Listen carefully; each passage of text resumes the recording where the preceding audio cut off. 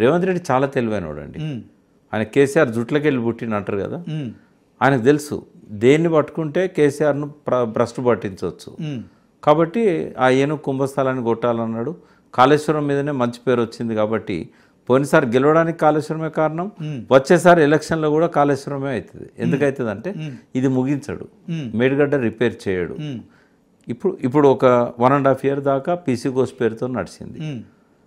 ఇంకొక 1.5-2 years ఎంక్వైరీల పేరుతో నడుస్తుంది. సిట్ ఎత్తారో లేకుంటే ఇంకోటి ఎత్తారో ఈ పీసీ ఘోష్ కమిషన్ మీద వెంటనే కేసులు పెట్టి జైలు పంపడానికి కుదరదు.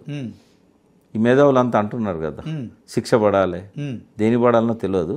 అయితే ఇప్పుడు వాళ్ళ మీద మళ్ళీ సిట్టో ఏసీబీఓ ఇంకోటో పెడతారు.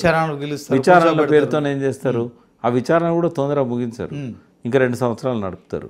ఒకవేళ జమిలి ఎన్నికలు వచ్చేటట్టు ఉందనుకోండి, ఎలక్షన్ల ముందు జైలు పంపుతారు, లేకపోతే ఆరోపణ వేస్తారు, ఇంకోటి చేస్తారు. ఇది ఈ ఎలక్షన్లకే కాకుండా వచ్చే ఎలక్షన్లకు కూడా ఇది ఒక అస్త్రం అవుతుంది.